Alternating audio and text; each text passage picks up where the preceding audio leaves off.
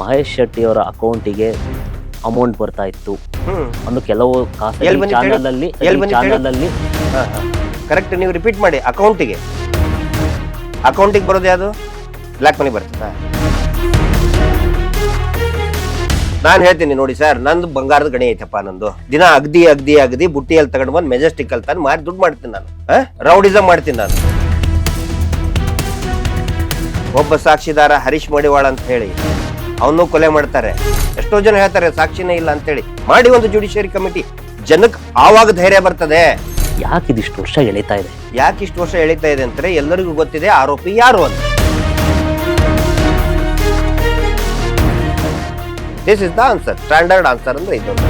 ಈ ಬದ್ಮಾಸ್ ಕುಟುಂಬ ಏನಿದೆಯಲ್ಲ, ABC ಕುಟುಂಬ, ಹೆಸರು ತಗೋಬಾರ್ದು ಅಂತ ಹೇಳ್ತಾರಲ್ಲ, ಅವ್ರಿಗೆ ಯಾವಾಗಿಂತ ಮಂಜುನಾಥ ಸ್ವಾಮಿ ನೋಡ್ಕೊತಾನೆ ಬಿಡ ಅಂತ ಬಿಟ್ಟಿದ್ರು. ಹೇಗೆ ಇದು ಇನ್ವಾಲ್ವ್ಮೆಂಟ್ ಆಯ್ತು? ಸಮೀರ್ದು ಏನ್ ಪ್ರಕರಣ ಆಯ್ತು? ಅವ್ರಿಗೆ ಏನೇನು ಕಷ್ಟ?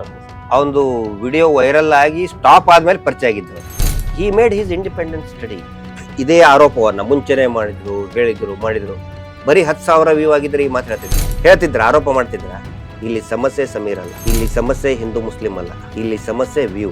ನಾವು ಬೆತ್ತಲೆ ಆಗೋದನ್ನ ಇಷ್ಟೊಂದು 2 ಕೋಟಿ ಜನ ನೋಡಿಬಿಟ್ರಲ್ಲಪ್ಪ. ನಾವು ಬೆತ್ತಲೆ ಆಗಿದ್ದು ಗಿರೀಶ್ ಮಟ್ಟಣ್ಣ ಅವ್ರು 2 ಕೋಟಿ ಜನಕ್ಕೆ ಫೋನ್ ಮಾಡಿ ಹೇಳಿದಾನೆ. ಇವೆಲ್ಲ ನೋಡಿ, ಈ ಸುಳ್ಳು ಕಟ್ಟುಕತೆ, ಸುಳ್ಳು ಆರೋಪ ನೋಡಿ ನೋಡಿ ನೋಡಿ ನಮಗ್ ಸಾಕಾಗಿದೆ. ಇವೇ ನಮಗ್ ಹೊಸದಲ್ಲ. ಕೊಲೆ ಮಾಡಿದಾಗ ಸಿಕ್ಕಾಕೋಬಾರ್ದಾಗ ಏನ್ ಮಾಡ್ತಾರೆ? ಮರ್ಮಾಂಗದಲ್ಲಿ ಮಣ್ಣು ಹಾಕಿ ತುಂಬ್ತಾರೆ.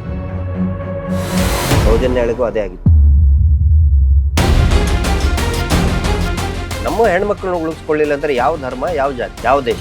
ಸೇವೆ ಅಂತ ತಿಳ್ಕೊಂಡು ಮಾಡ್ತಾ ಇದೀವಿ. ಅಣ್ಣಪ್ಪ ಸ್ವಾಮಿ, ಮಂಜುನಾಥ ಸ್ವಾಮಿಯ ಸೇವೆ ಅಂತ ಹೇಳಿ ನಾವು ಹೋರಾಟ ಮಾಡ್ತಾ ಇದ್ದೀವಿ. ದೇವಸ್ಥಾನಕ್ಕೆ ವಿರುದ್ಧ ಅಲ್ಲ, ದೇವಸ್ಥಾನದ ಸೇವೆ ಅಂತ ಮಾಡ್ತೇವೆ. ಅದು ಪಾವಿತ್ರ್ಯತೆ ಉಳಿಬೇಕು ದೇವಸ್ಥಾನ. ನಾವು ಇಷ್ಟೆಲ್ಲ ಯಾಕೆ ಮಾಡ್ತಾ ಇದೀವಿ ಅಂತ ಹೇಳಿದ್ರೆ ನಮಗೊಂದು ಹಸಿವಿದೆ, ನ್ಯಾಯದ ಹಸಿವಿದೆ.